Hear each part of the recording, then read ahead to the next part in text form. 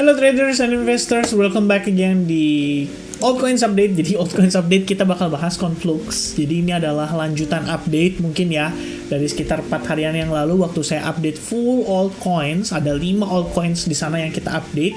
Dan Conflux ini salah satu yang saya masuk ke dalam watchlist saya juga pribadi karena memang kelihatannya cukup menarik.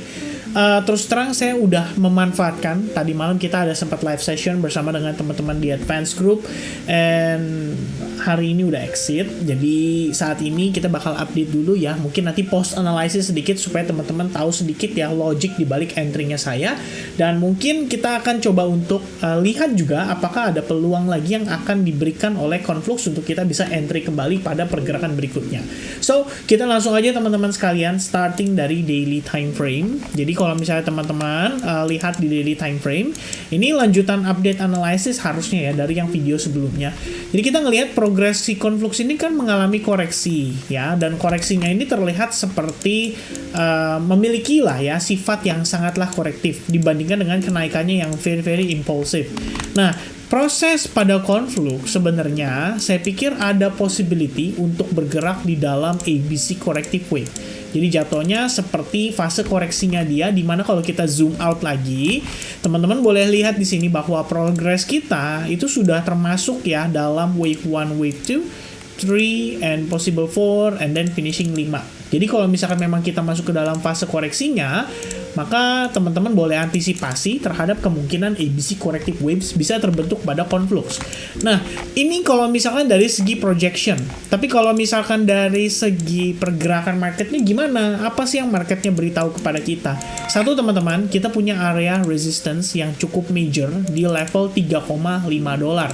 Jadi di level ini wajar sekali kalau misalkan ada rejection ya yang menekan Conflux untuk tidak nanjak langsung secara signifikan. Karena kalau kita lihat progres terakhir, Conflux itu sebenarnya sudah berhasil breakdown dari area support yang ada di sini, tapi kemudian dengan penurunan yang sangatlah korektif ini menyebabkan Conflux ya mengalami reaction dari area kisaran lebih kurang Fibonacci 1,8%, lalu kita nanjak ya, kita create level higher high dibanding high level sebelumnya di sini.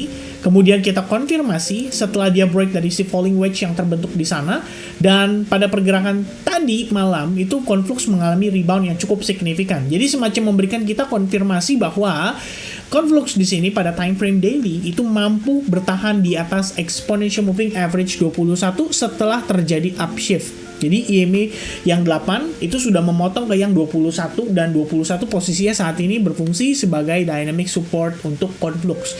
Jadi setidaknya untuk time frame daily kita bisa antisipasi adanya potensi untuk kenaikan lanjutan, dan possible aja ya untuk kita testing ke level highest sebelumnya yang ada di kisaran 4,484 dolar. Nah itu kalau misalkan apa yang terlihat pada time frame daily. Kalau teman-teman mau tambahkan istilahnya market condition yang terbentuk saat ini, seandainya kalian mengatakan bahwa ini sepertinya membentuk semacam inverse head and shoulders nih. Ya itu juga nggak salah teman-teman ya. Kalian bisa tambahkan neckline-nya di bagian area resistance ini, dan area resistance yang sama dengan yang kita note di awal, inilah yang menjadi neckline daripada potensi inverted head and shoulders pada Conflux. Jadi kalau misalkan dengan progresnya seperti ini dan membentuk inverted head and shoulders serta berhasil breakout lagi, ya Conflux seharusnya punya probabilitas untuk nanjak yang lebih tinggi dan ada potensi untuk kenaikan sampai dengan 26% ya, testing terhadap level high sebelumnya atau resistance sebelumnya.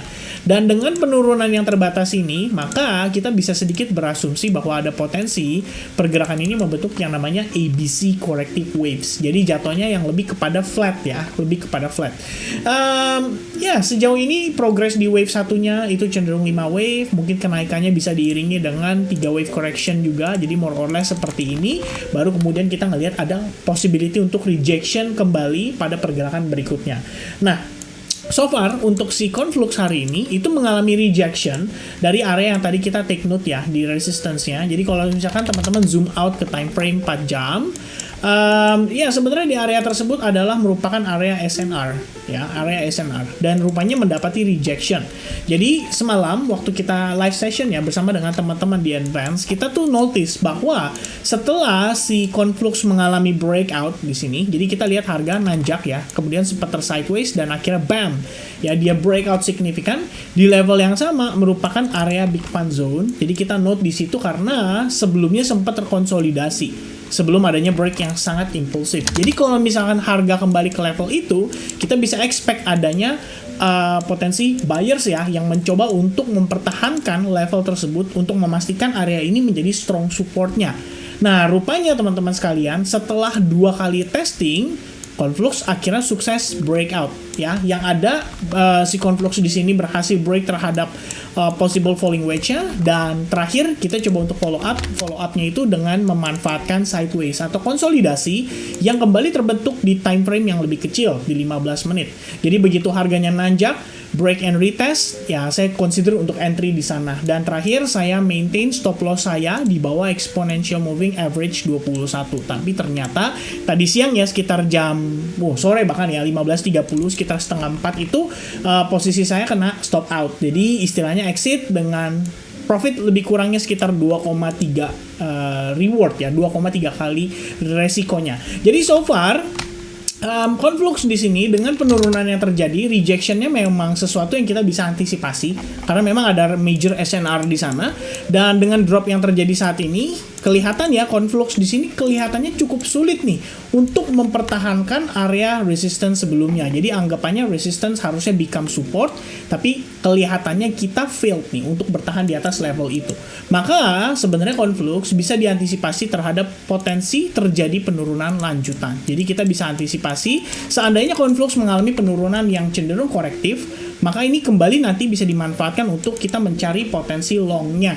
Dan memang kalau misalkan lihat di time frame daily ya, dengan shadow candle yang begitu panjang, ini bisa nge-trigger lebih banyak sellers untuk masuk. Jadi at least teman-teman di jangka pendek mungkin dalam waktu dekat ini bisa antisipasi adanya koreksi lanjutan. Ya, dimana kita ngelihat di sini ada full retracement ya, 100% retracement, dan sekarang bahkan Conflux itu bertahan loh dengan pergerakan yang cenderung sideways atau konsolidasi di bawah area support dan di bawah exponential moving average 21. Jadi, antisipasi kemungkinan harga bisa turun kembali dulu sebelum nanti melanjutkan penguatannya.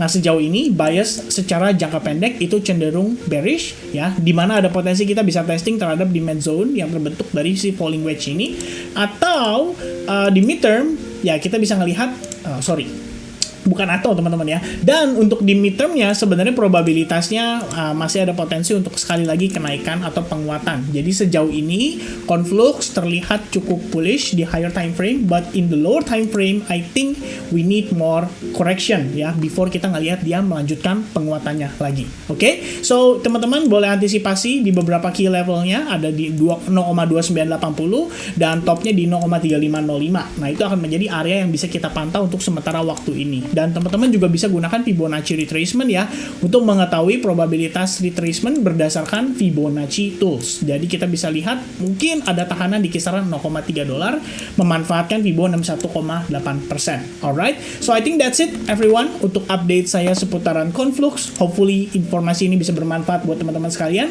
and I hope I'll see you guys again in the next update. God bless buat kita semua. Cheers and goodbye guys.